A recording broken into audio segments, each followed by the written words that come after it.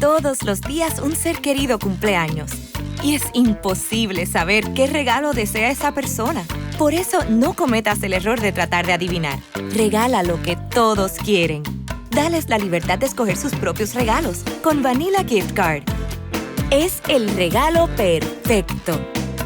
Ponle el poder en sus manos con Vanilla Gift Card para todos los cumpleaños. Bienvenidos a Bonita Radio. Esto no es un cuento, esta es la verdad. En breves segundos, la periodista Carmen Enita Acevedo estará con ustedes. Bonita Radio está disponible en Facebook, Instagram, Twitter, Spotify, Google Podcast, YouTube, iVoox y iTunes. Agradecemos a nuestros auspiciadores. Vanilla Gift Card. Nuestras transmisiones son viables también gracias al apoyo de ustedes. Pueden enviar sus donativos accediendo a bonitaradio.net. Allí podrán realizar su aportación a través de PayPal o tarjetas de crédito. También pueden realizar su donativo por ATH Móvil Negocios a la Fundación Periodismo 21. O pueden enviar un cheque o giro postal a PMB número 284, P.O. Box 194000, San Juan, Puerto Rico 00919-4000. Bonita Radio, esto no es un cuento, esta es la verdad. Con ustedes, la periodista Carmen Enita Acevedo, en directo desde el estudio Roberto el Indio Acevedo.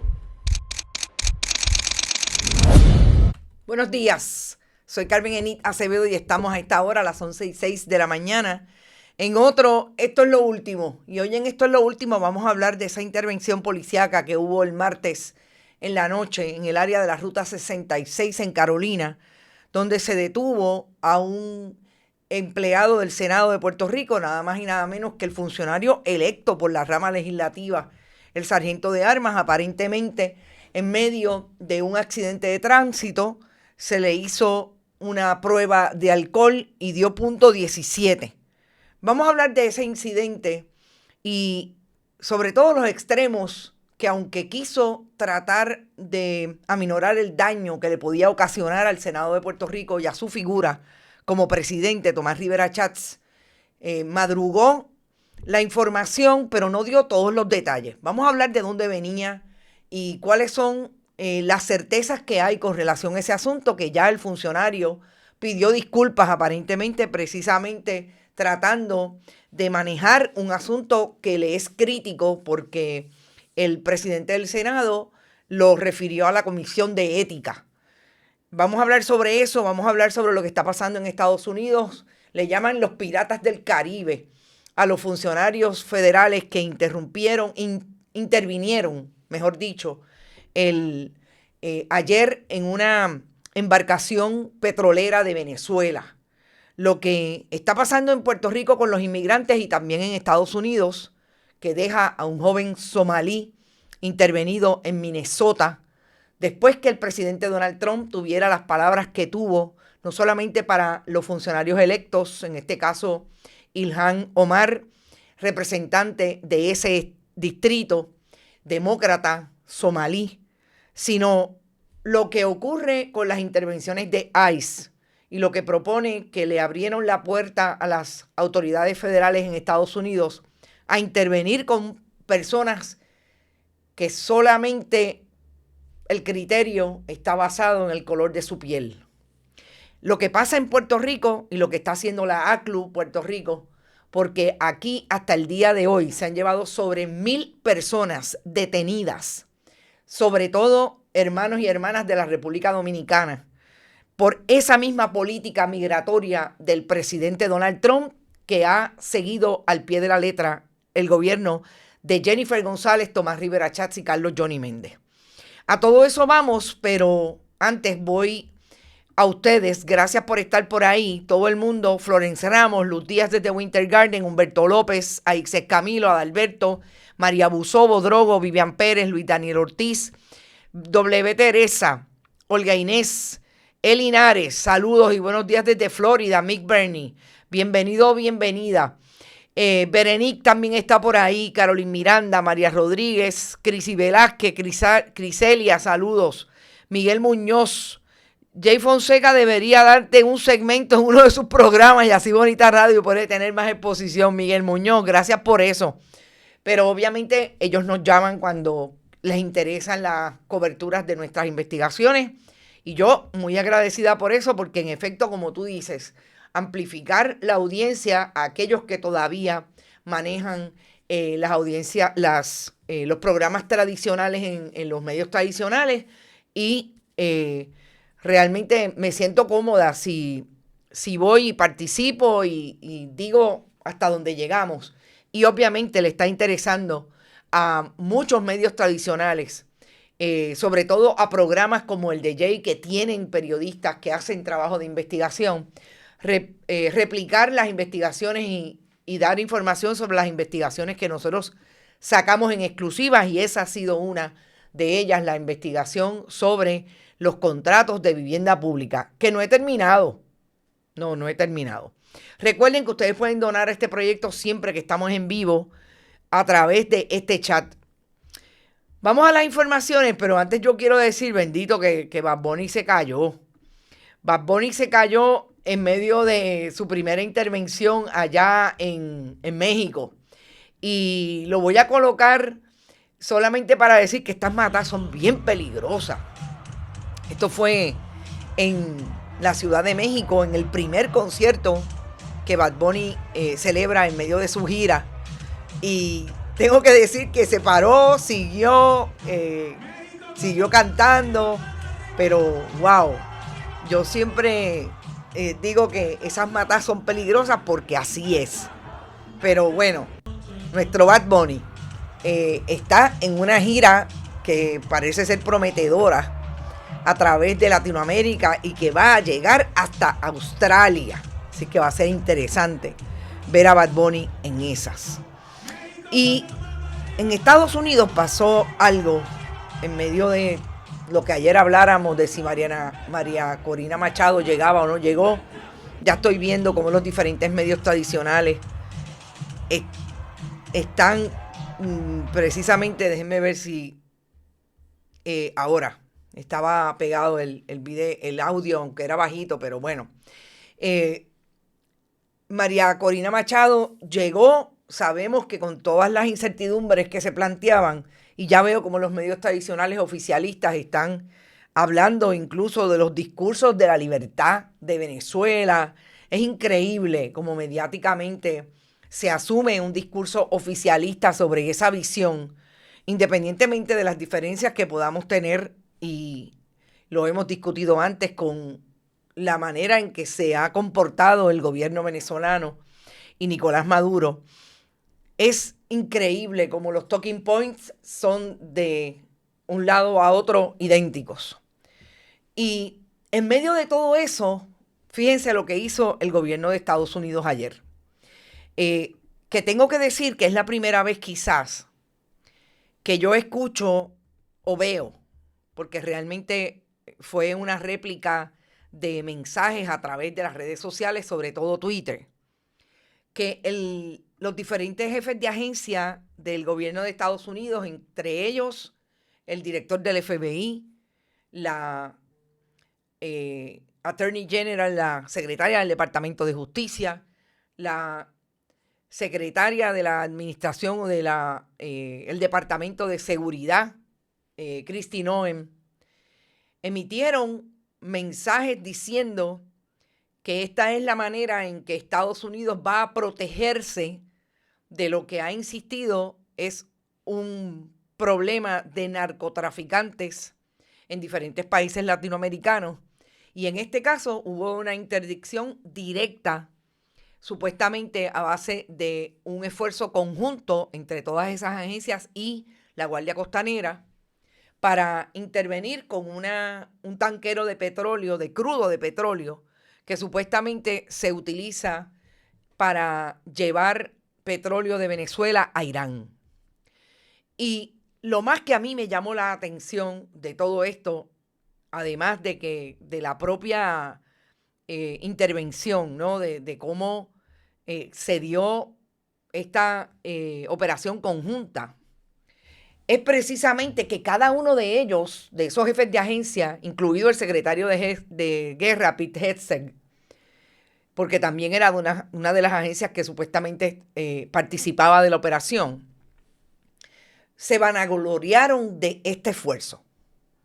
Nosotros hemos visto anteriormente, incluido Puerto Rico hace menos de un mes, cómo los llamados piratas del Caribe, ese esfuerzo de intervención de criminales, por llamarlo de alguna manera, porque son intervenciones ilegales de ciudadanos en alta mar con diferentes embarcaciones. En el caso de Puerto Rico ocurrió con una embarcación que salía hacia Puerto Rico. La intervinieron en el mar aparentemente con un problema que tuvo mecánico, y allí le robaron muchísimo de los productos que traía en los furgones para Puerto Rico. Y así era la imagen, o así es la imagen que se reproduce, pero desde la milicia de Estados Unidos. Y definitivamente esto es lo que llama la atención, más allá de, como digo, una operación conjunta. Y ya el gobierno de Nicolás Maduro le llamó precisamente una intervención ilegal de piratería internacional. Porque seguimos viendo cómo el gobierno de Estados Unidos, más allá del ataque a lo que ellos denominan narcolanchas, que ha matado sobre 85 personas desde el 2 de septiembre. Más allá de eso, ahora también ocurre la intervención, pero no a cualquier embarcación con bandera venezolana, a un tanquero de petróleo, cuando sabemos que es una de las opiniones que se están trayendo para ese interés de la intervención de Estados Unidos en Venezuela. Yo creo que eso está ahí. No me parece casualidad que haya sido precisamente el día en que María Corina Machado, que ha sido una persona vocal en favor de la intervención militar de Estados Unidos a Venezuela, también haya dicho en un momento dado, antes de ir a recoger ayer lo que no pudo recoger porque era todo un misterio de cómo llegaba a Oslo, Noruega, precisamente ella ha hablado de que cualquier intervención es necesaria, sobre todo porque van a llegar esas compañías que le van a dar importancia y van a ocupar el espacio que hoy ocupa el gobierno venezolano en la nacionalización del petróleo en ese país. No me parece casualidad, me parece que hay que estar súper pendientes qué va a pasar. Sabemos que Washington ha enviado mensajes, sobre todo el presidente Trump, que no son muy coherentes con relación a si va a pasar, si va a haber una intervención o no, pero obviamente la presencia militar sigue ahí. Puerto Rico sigue siendo foco de eso porque aquí se han habilitado bases, sobre todo en el área de Roosevelt Roads, en algunos aeropuertos, lo que supone que nosotros también hemos traído con evidencia la compra o el interés del Pentágono de hacer compra de alimentos y suministros para alimentar a los militares que están en el Caribe. Todo ese es el contexto de esta nueva fase de historia, la piratería caribeña de parte del gobierno de Estados Unidos en un tanquero de bandera venezolana. Con relación a los inmigrantes, me voy a quedar en Estados Unidos todavía. Hay una intervención que me pareció increíble, sobre todo porque recordemos que el presidente de Estados Unidos ha tenido una intervención la semana pasada donde llamó basura a la representante de origen somalí del Partido Demócrata y representante por el distrito que incluye Minnesota, Ilhan Omar, y a todos los inmigrantes de esa comunidad que aparentemente tiene un asentamiento, Minnesota, grande, de ciudadanos de Somalia, algunos en su mayoría, según lo que leo de las intervenciones periodísticas en Estados Unidos, con estatus migratorio definido. Y esto le ocurrió a este joven cuando estaba en un proyecto, en un edificio, en medio de su hora de almuerzo. Fue intervenido por los agentes de ICE y él narra cómo se le acerca un enmascarado y ahí empieza todo su problema, sencillamente por su color de piel, porque él es un ciudadano estadounidense. Él aparentemente es segunda generación de somalíes en Estados Unidos. Lo más que a mí me llamó también la atención de este video es el apoyo que le está dando la policía de Minnesota a este joven.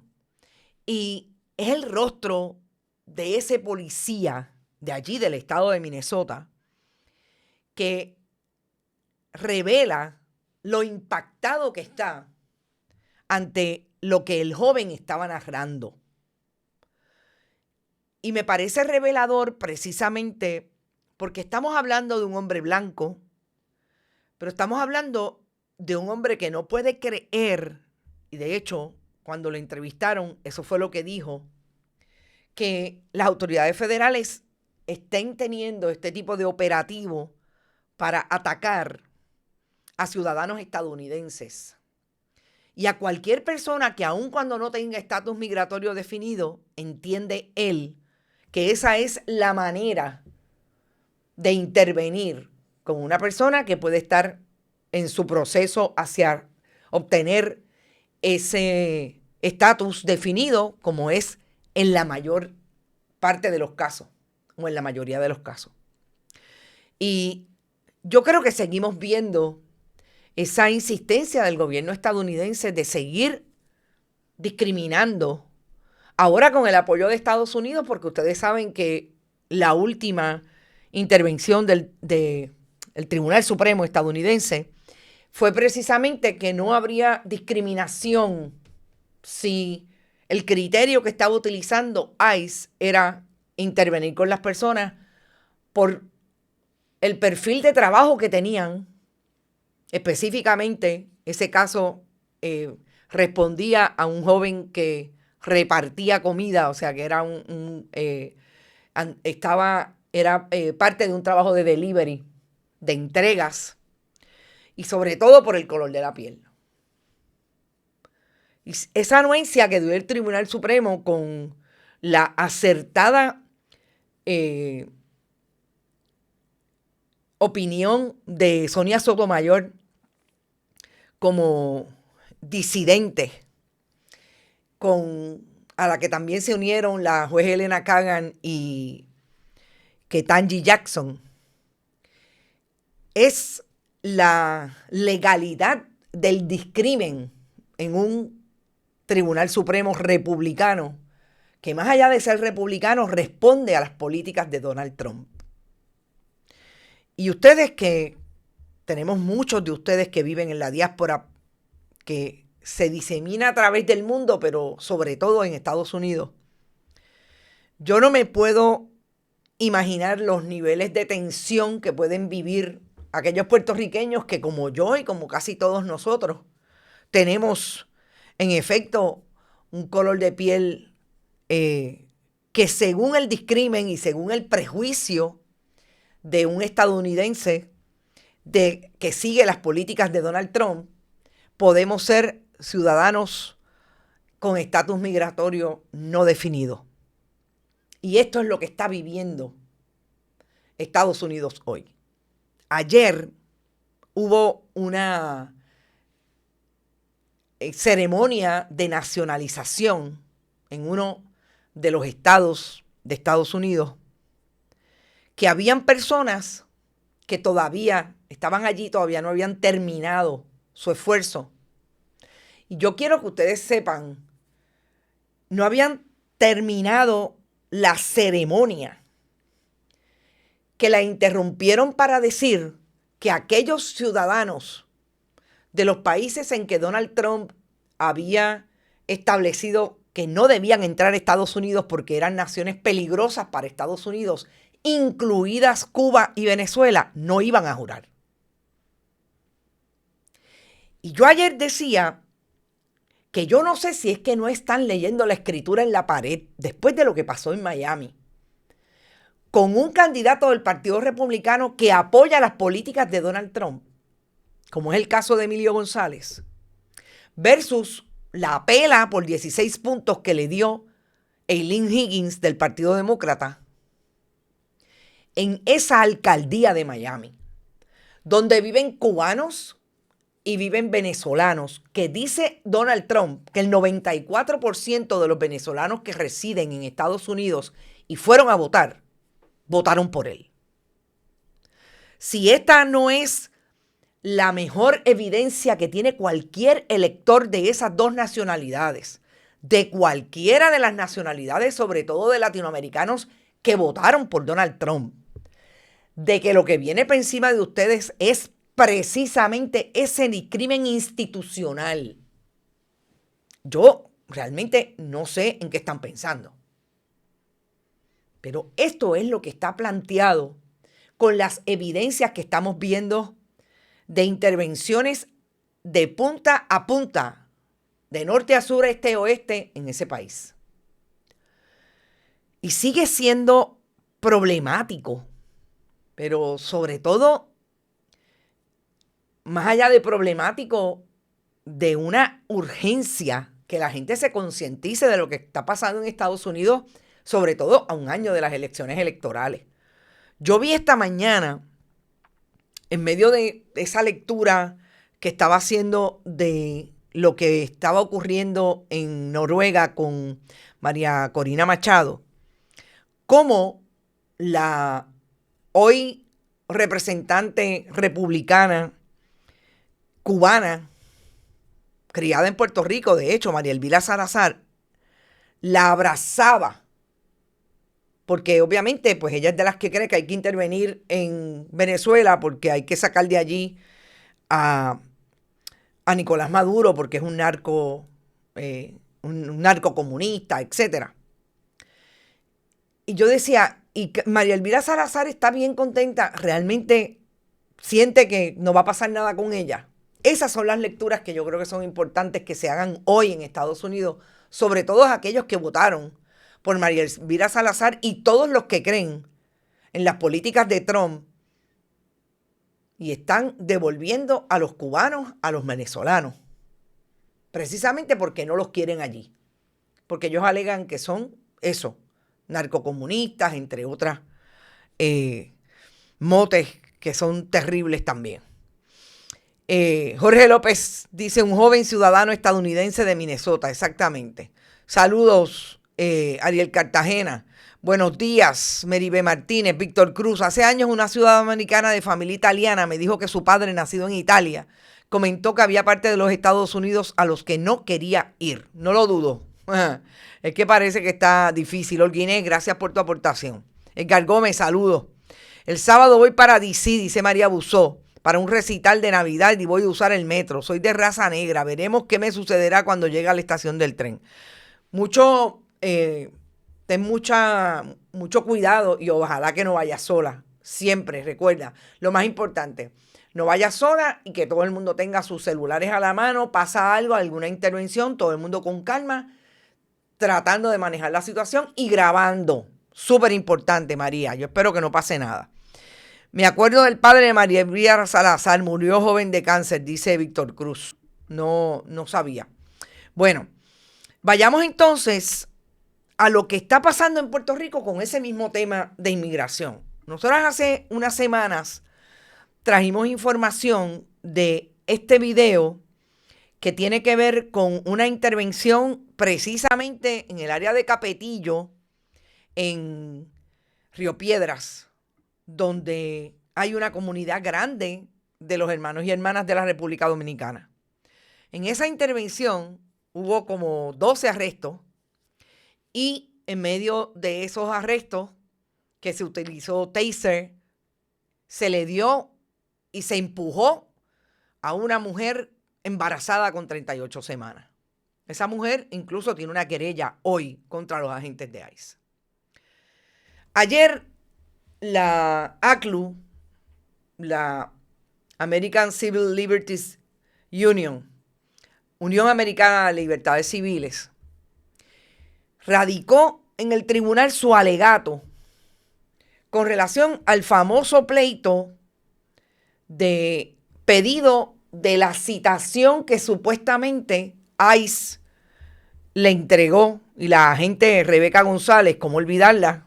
La agente que dirige el esfuerzo de ICE en Puerto Rico, que es la que operacionaliza la política discriminatoria de Donald Trump contra los ciudadanos con estatus migratorio no definido.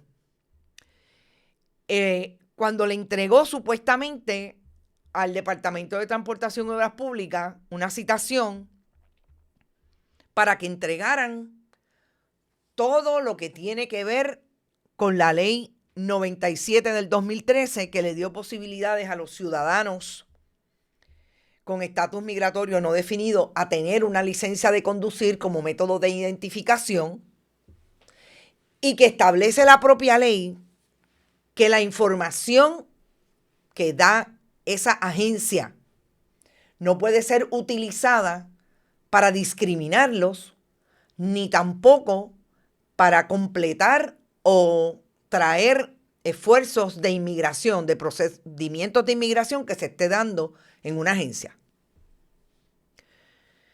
El Departamento de Justicia y la secretaria Lourdes Gómez alegó que esa información es confidencial. Cuando fueron al tribunal de primera instancia, lo alegaron, pero el tribunal de primera instancia le dijo que no tenían razón, que ese documento es un documento público.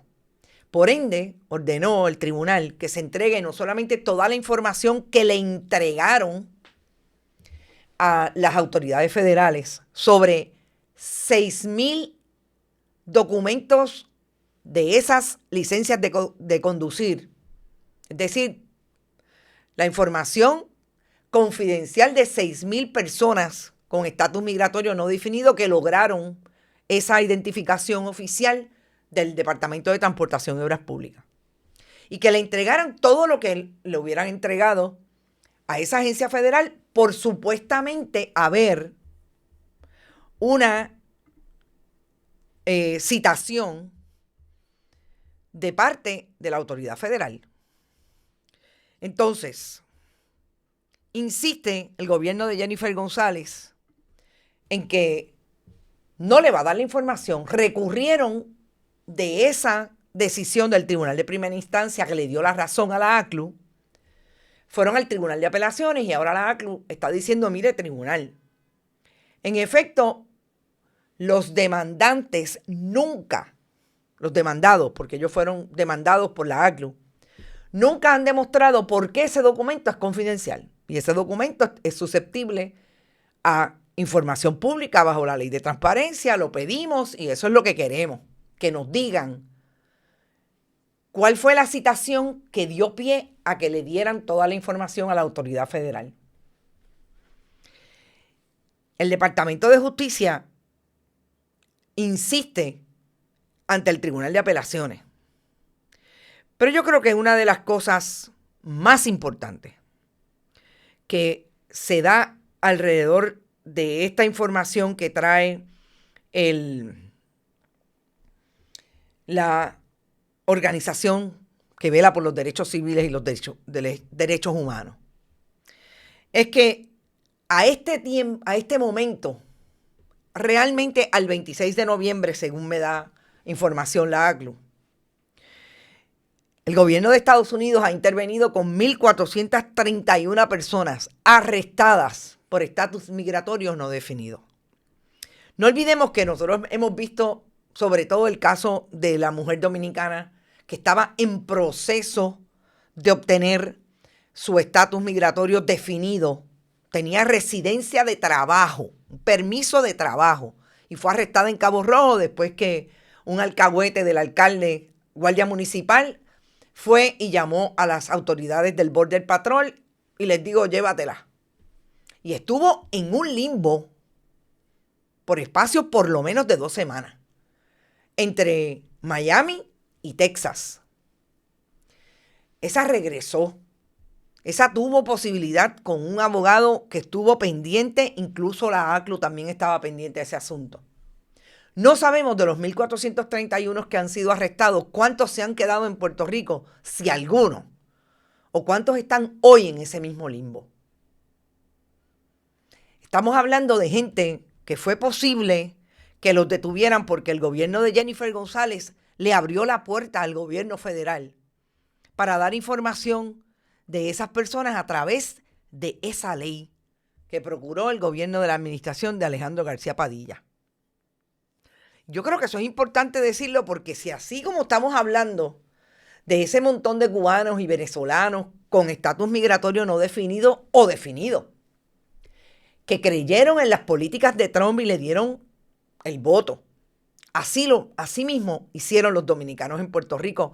Y hablo de los dominicanos porque son los más afectados en esta ola de arrestos y de operativos de las autoridades federales y de las autoridades del gobierno de Jennifer González. Porque no fue ningún otro gobierno, ni ningún otro partido político el que se atrevió a abrirle la puerta a los federales para que fueran a buscar arrestados a los dominicanos.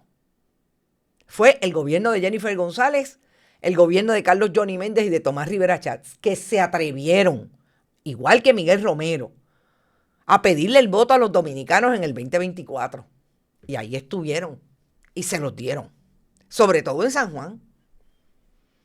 Y nosotros hemos visto cómo Tomás Rivera Chats lo primero que hizo después que ganaron las elecciones, incluso con el discurso de los 3 golpes, el famoso desayuno dominicano, reunirse con ellos, con el que fue cónsul de la República Dominicana y con Pedro Pierluisi y Miguel Romero para hablar de lo que quieren volver a hacer en el 2028.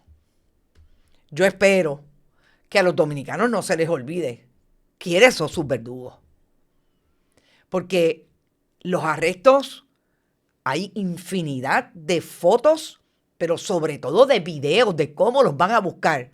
Aquí en Estados Unidos los hemos visto, pero aquí sobre todo en las comunidades de Barrio Obrero, de Capetillo en Río Piedras y en Puerto Nuevo, que son en San Juan, las áreas de más concentración de dominicanos.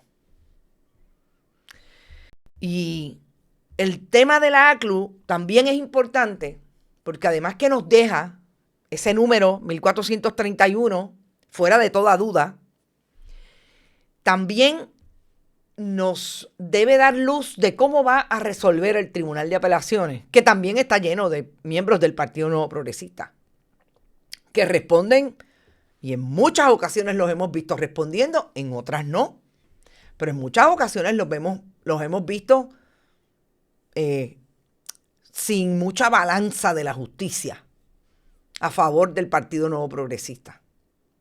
Y hay que ver si van a determinar que un documento, que es un documento oficial, si es que existe, y yo voy a poner la pregunta ahí.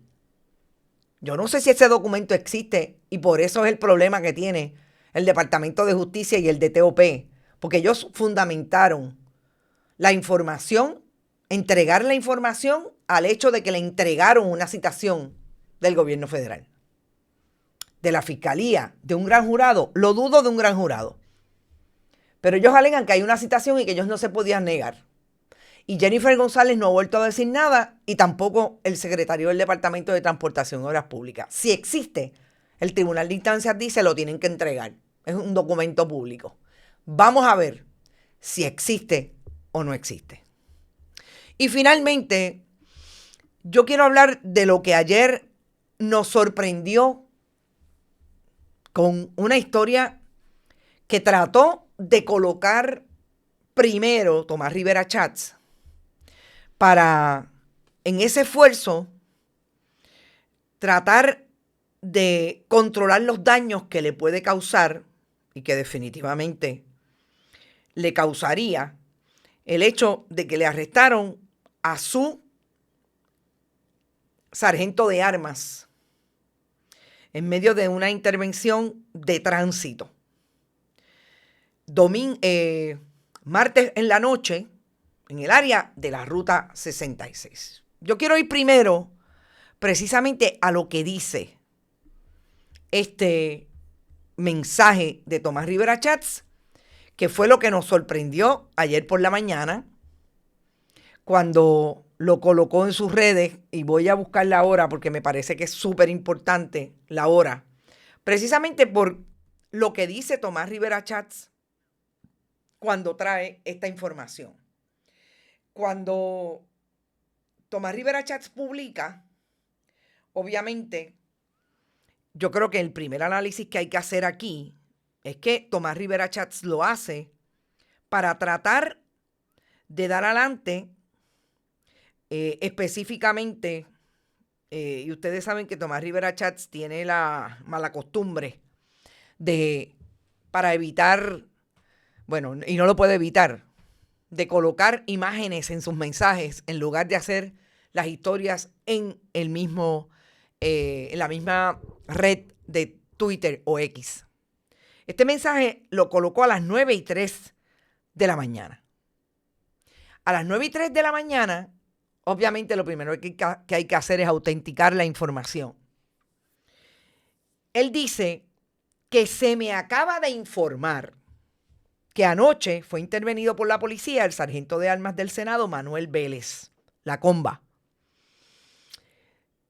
No dice, más allá de que fue una colisión de autos, que felicita a la policía de Puerto Rico por la intervención, de que arrojó en exceso al límite permitido por ley, nunca dice cuánto arrojó, y que el sargento se suspendía de su posición hasta que se concluya el proceso judicial, y se refirió a la Comisión de Ética para los trámites de rigor. Obviamente con el discurso de propaganda de que él no tolera ese tipo de acción, etcétera, etcétera. Yo creo que lo primero que hay que decir es que Tomás Rivera Chats no dijo lo que verdaderamente es la noticia de que el sargento de armas del Senado haya sido intervenido por la policía de Puerto Rico y que arrojó .17 de alcohol en la sangre en medio de lo que fue un choque, una colisión. Su carro aparentemente venía a exceso de velocidad, perdió el control y fue a darle a otro vehículo, que tengo que decir que el segundo conductor, el que manejaba el vehículo Toyota que fue embestido por la camioneta Highlander del Senado de Puerto Rico, es decir, del pueblo de Puerto Rico, también estaba bajo los efectos del alcohol. Uno, el que dio .17 y el que recibió el golpe a través de su vehículo, .14. Llama la atención que Tomás Rivera Chats no haya dicho eso. Llama la atención también que no haya dicho que en efecto dio .17 después que salieron de la escena y lo llevaron a la patrulla de carretera. La policía no le tomó la prueba de aliento allí, ni a uno ni a otro.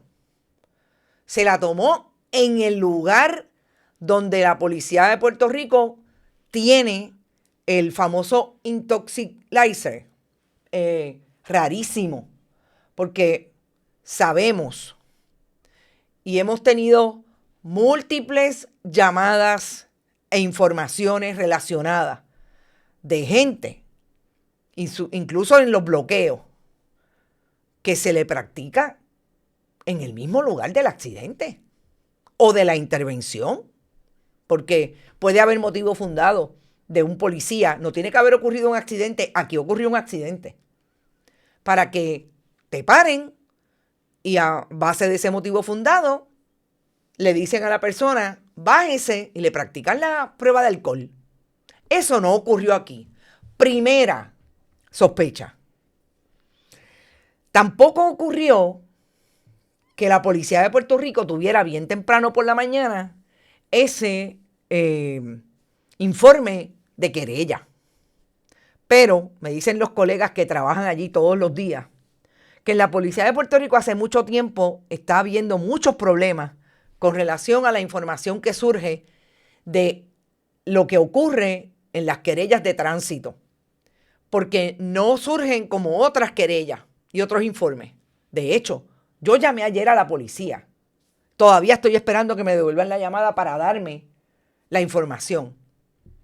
Tuve que obtenerla precisamente gracias a los colegas periodistas que están allí todos los días, uno de los cuales es un viejo colega que siempre tiene la información y me la compartió. Pero lo primero que yo quise hacer fue tratar de dilucidar qué era lo que estaba detrás de este mensaje, aparte del damage control que quería hacer Tomás Rivera Schatz. Y que obviamente fue lo que quiso hacer para que no tuviera tanto daño aquello que tiene que ver con un funcionario electo en la legislatura, en su legislatura, que me dicen que lleva con él desde la primera vez que fue presidente del Senado, que es un joven líder de la juventud del Partido Nuevo Progresista, Manuel Vélez Lacomba, y que Tomás Rivera Schatz quiso mover el palo primero para tratar, volvemos, de controlar los daños para él. Pero Tomás Rivera Schatz no dice ahí algo que a mí me parece que debió decir sin ningún problema. Y es que lo que había el martes en el área este de Puerto Rico, específicamente en la Hacienda Carabalí, en Río Grande, era la fiesta del Senado de Puerto Rico. Y en esta imagen, publicada por la senadora del Partido Nuevo Progresista, Wandy Toledo, no solamente están los PNP, los presuntos implicados, Gregorio Matías, la propia Wandy Toledo, la vicepresidenta también del distrito, senadora por el distrito de Carolina, Marisa Jiménez, Mitalia Padilla, sino también el expresidente del Partido Popular y muy amigo de Tomás Rivera Schatz, José Luis Dalmau. De allí era que venía este joven, y yo digo este joven tiene 36 años, cuando aparentemente tuvo el accidente y surge la intervención. ¿Por qué yo digo que el control de daños trataron de hacerlo diciendo Tomás Rivera Schatz que se acababa de enterar a las 9 de la mañana? Porque si usted dice, me acabo de enterar a las 9:03 cuando publica, pues estamos hablando que se enteró a las 9, a las 8:30, 8:55. Pero Wilmer Reyes y Wandy Toledo dejaron bien claro en sus redes que ellos estaban en la fiesta del Senado, donde todo el mundo compartió, participó, obviamente, habían bebidas alcohólicas. Y más tarde me dicen que este joven también se detuvo a comer con gente que estaba en esa fiesta. En este momento, el gobierno de Jennifer González acaba de firmar una ley de la autoría de la mayoría legislativa del Partido Nuevo Progresista para alegar que una de las cosas más importantes de su administración es que todo aquel que tenga un accidente bajo los estados de bebidas, bajo estados de embriaguez, y mate a una persona, tiene que cumplir cárcel obligatoria. Definitivamente, cualquiera que se da 2 cervezas puede tener más de 1.08 de alcohol en la sangre, que es lo permitido por ley. Pero una de las cosas que son agravantes en este caso es precisamente que conducía más allá del estado de embriaguez del doble del 0.08, 0.17. Después de haber pasado un tiempo, no sabemos cuánto, que se le hizo la prueba de alcohol, conducía un vehículo del pueblo de Puerto Rico. Y el presidente del Senado no solamente No dice que venía de una actividad oficial del Senado, pagada con fondos públicos, o que me diga Tomás Rivera Chats, que me imagino que alguien de su oficina debe estar escuchando este programa, que esa fiesta no la pagó con fondos públicos. Que el sargento de armas estaba en un carro oficial guiando en estado de embriaguez, que es uno de los problemas que tiene, además. Y no le dijeron a nadie que en efecto venían de Hacienda Carabalí, después de la fiesta del Senado. ¿Por qué no le dicen la verdad al país? Y le están pidiendo cárcel mandatoria. Y le están pidiendo, no, exigiendo, porque la gobernadora firmó la ley, para decir que ustedes son los mejores que manejan los asuntos de muertes en las carreteras, que en efecto muchas de ellas se dan con conductores bajo la influencias del alcohol, y están manejando un caso, pero lo están manejando precisamente dejando fuera la información más importante, que ustedes mismos, los que legislan, hacen fiestas. Y aun cuando cada quien es responsable definitivamente de sus actos, ¿por qué no los llevaron en una guagua? Si ustedes sabían que allí todo el mundo iba a beber. ¿Por qué no llevaron la misma guagua que llevaron cuando acusaron a Héctor Martínez? Que llevaron una guagua con todos los legisladores para apoyar a Héctor Martínez del caso que se estaba viendo por corrupción. Esas son las medidas que se supone que tome un patrono. No, aquí todo el mundo va a beber. Lo lamento, aquí todo el mundo se va en una sola guagua. Porque lo que le pasó al sargento de armas, Manuel Vélez Lacomba, que me dicen que le dicen Manolito. No lo conozco, no sé quién es. Pero me dicen que todo el mundo lo quiere allí, que es un funcionario, y definitivamente, vuelvo y repito, le puede pasar a cualquiera. Lo que le pasó, le pudo haber pasado a cualquiera, pero se supone que las previsiones, si usted está hablando para el frente y usted le está diciendo al país que ustedes no van a tolerar, más vale que la investigación sea como a cualquier hijo de vecino, porque a cualquier hijo de vecino, lo primero que ocurre es que Manolito tendría que pagar los daños del otro vehículo y los daños del vehículo del pueblo de Puerto Rico. Porque yo me imagino que un seguro no lo puede pagar porque estaba bajo los efectos de bebidas alcohólicas y es una conducta ilegal al conducir. Pero nosotros no sabemos cómo va a terminar el caso.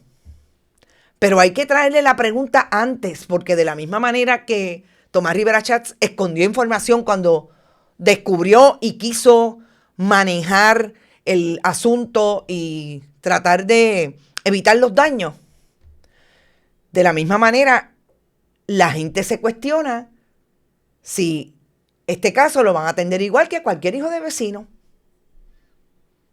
Porque eso fue lo que quiso establecer Tomás Rivera Chats. Yo escuché a María de Lourdes Santiago en una intervención decir que no puede hablar del asunto porque ella es parte de la Comisión de Ética y esto está referido a ética.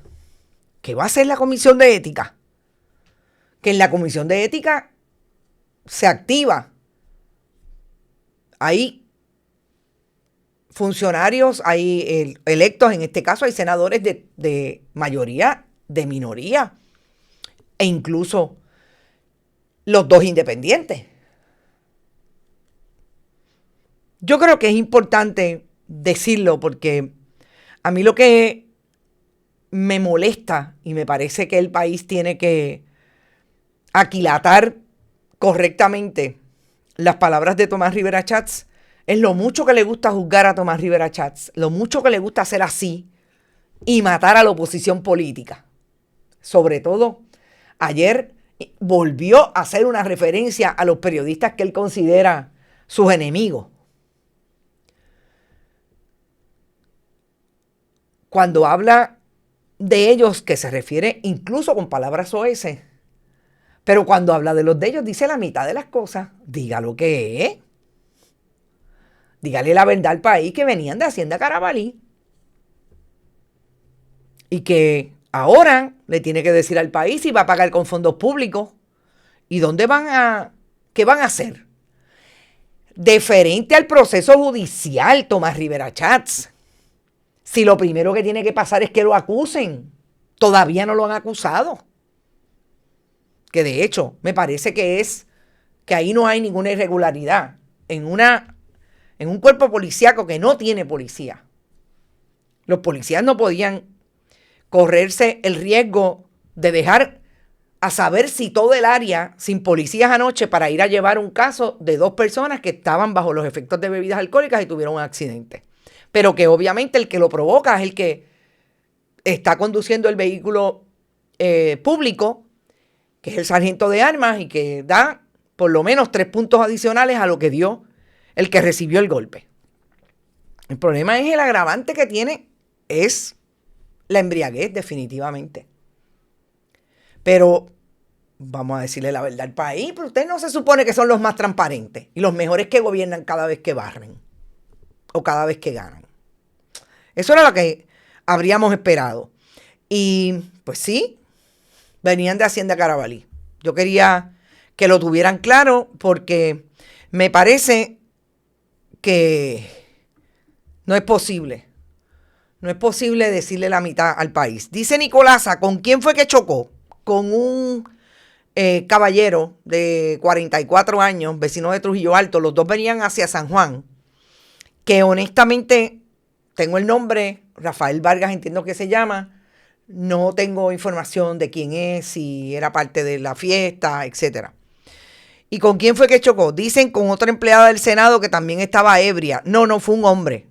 Venían de Hacienda Carabalí. Sí, venían de Hacienda Carabalí, que no es en Luquillo, que es en Río Grande. ¡Qué asco se le... Ay, Wilbert, es terrible. Eso fue un choque de borrachos lo que tenemos en la calle, Luis Daniel Ortiz. No, yo creo que en efecto, sí fue un choque de 2 personas que estaban bajo los efectos de bebidas embriagantes, pero no se justifica ni una ni otra. Me parece que eso es lo más importante. Sobre todo en el momento en que están bregando con el caso de la mujer que mató al hermano de Ozuna, también bajo los efectos del alcohol, y del joven que conduciendo bajo los efectos que nunca se pudo establecer porque se fue y no llegó hasta 2 días más tarde al cuartel de la policía en el caso de Vega Baja. Ese joven que está cumpliendo cárcel, pero va a salir hoy después de 1 año y 2 meses de cárcel. Y que todavía el país dice que hay que meterle cárcel, pero parece que los quieren encerrar para siempre.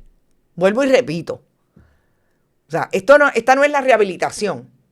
Esto es que si habría pasado este joven, el sargento de armas, habría tenido un accidente con una persona muerta, se exponía a la cárcel. Y yo sigo cuestionándome si es la cárcel lo que le asegura al país que no van a ocurrir más muertes de tránsito. Eso fue un choque, dice, sí, ya lo dije. Juez federal ordena que Quilmar Abrego sea liberado de la custodia de inmigración. ¡Ave María! ¡Qué buena noticia, Ixes Camilo! ¡Qué bien! Carlos Molina, siempre oprimiendo datos para controlar la narrativa. Tomás es peor que Maduro. Se llama su cartel, dice María Pérez. Si la otra persona que chocó es también empleada del Senado y en la prueba de alcohol se pasó del límite. No sé, honestamente. No lo sé, pero fíjate, pensaría que lo dijera. Tanto como lo dijo en el caso, el informe, tengo que decir, el informe policiaco, y no lo dice. De hecho, voy a repasarlo aquí, pero lo tengo incluso en el celular porque a ese nivel fue ayer. Y no. El teniente José Pérez, déjenme decir quiénes fueron. El teniente José Pérez, director de la patrulla de carretera, fue el que informó. El supervisor fue Jorge Pagan Marín. Y fue Stephanie Bellavista, la patrullera de carreteras que tuvo la intervención. Y no dice, fíjate, para nada que el segundo que conducía un Toyota Corolla del 2019, no dice Rafael Ángel Mercado Vargas, de 44 años y residente de Trujillo Alto. No dice para nada que fuera empleado del Senado. Nos fuimos, gracias por estar. Recuerden, pueden apoyar nuestro proyecto a través de este chat siempre que estemos en vivo. También lo pueden hacer en bonitasradio.net y fundacionperiodismo21.com. Siempre Bonitas Radio, Bonitas Radio, ATH Móvil, y Periodismo 21, ATH Móvil. Onda virtual, cheques o giros postales o Periodismo 21. También en cheques o giros postales, enviados a la dirección que Rodrigo siempre les da en principio y al final de este programa. Por ahí viene Rodrigo, no se lo pierdan, en su almuerzo deportivo. Yo me voy hasta las 5. Hay hoy las vistas del estatus